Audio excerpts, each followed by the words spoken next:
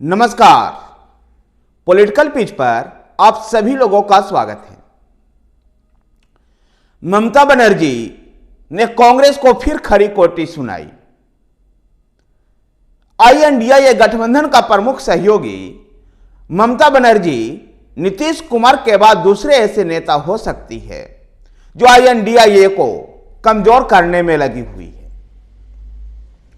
पश्चिम बंगाल के मुख्यमंत्री और तृणमूल कांग्रेस के नेता ममता बनर्जी कोलकाता में धरना मंच से कांग्रेस को कहा कि कांग्रेस पार्टी को किस बात का अहंकार है यह समझ में नहीं आता है, और अगर उनकी हिम्मत है इतनी ही तो बनारस में जाकर के चुनाव लड़े और भारतीय जनता पार्टी को हरा करके दिखाए।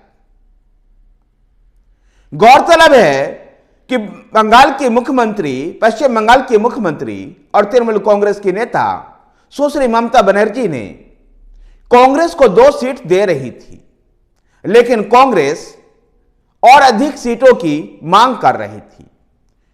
कांग्रेस के बंगाल इकाई के प्रदेशाध्यक्ष अधीर रंजन चौधरी ने भी ममता बनर्जी को लेकर कई बार कड़ी टिप्पणियां की है। ममता बनर्जी इस गठबंधन तोड़ने का ऐलान तो पहले ही कर चुकी थी, लेकिन कांग्रेस के लोगों को यह ऐसी उम्मीद थी कि यह गठबंधन बना रहेगा। राहुल गांधी भी इसी तरह का बयान दे रहे थे और कांग्रेस के राष्ट्रीय महासचिव जयराम रमेश का बयान भी ऐसा ही था। लेकिन कल धरना मंच से जिस प्रकार से कांग्रेस पर बरसी है ममता बनर्जी, उसे देखकर लगता नहीं है कि अब ममता बनर्जी के साथ आईएनडीए गठबंधन में बनी रहेगी। जिस प्रकार से नीतीश कुमार विपक्षी खेमे में शामिल हो गए, भारतीय जनता पार्टी के खेमे में शामिल हो गए विपक्षी खेमा को छोड़कर, तो वहां पर तृणमूल कांग्रेस के सुप्रीमो ममता बनर्जी भारतीय जनता पार्टी के खेमे में तो नहीं जाएगी, लेकिन अकेले चलो के सिद्धांत पर बंगाल में अकेले ही चुनाव लड़ने का ऐलान कर दिया है।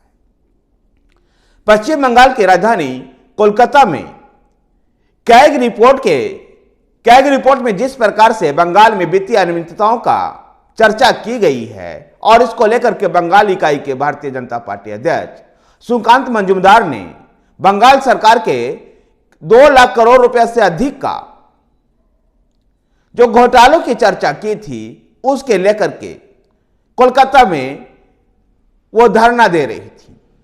साथ ही केंद्रीय फंडों का जो पैसा बंगाल सरकार को नहीं दिया गया है, जो कि बकाया पैसा है, उसको मांग को लेकर के भी ममता बनर्जी धरने पर बैठी हुई थी। इस बीच ममता बनर्जी ने भारतीय जनता पार्टी से ज्यादा कांग्रेस पर भी आक्रामक नजर आई।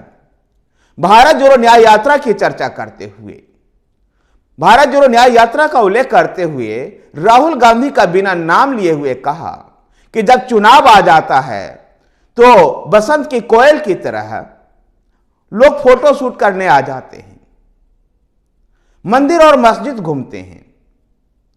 हमने कांग्रेस पार्टी को कहा था कि देश के 300 लोकसभा सीटों पर कांग्रेस चुनाव लड़े और 243 सीटों पर क्षेत्रीय दल, वो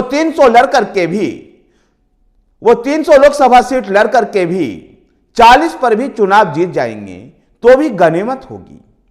हम पश्चिम बंगाल में उनको 2 सीट दे रहे थे और वो 2 सीट हम जितवा देते, लेकिन उनको यह रास नहीं आ रही थी।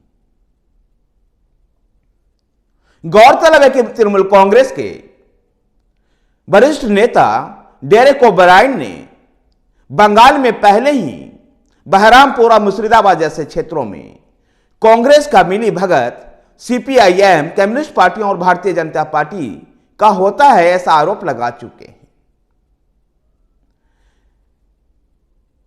तृणमूल कांग्रेस भारतीय जनता पार्टी और कम्युनिस्टों की मिली भगत का आरोप हमेशा लगाती रहती है, और तृणमूल कांग्रेस के लेकर के तृणमूल कांग्रेस भारतीय जनता पार्टी को उतनी ही बड़ी राजनीतिक प्रतिद्वंदिता मानती है जितनी कि सीपीआईएम है, जबकि सीपीआईएम इन दोनों आईएनडीए गठबंधन का हिस्सा है और कांग्रेस का एलआई है।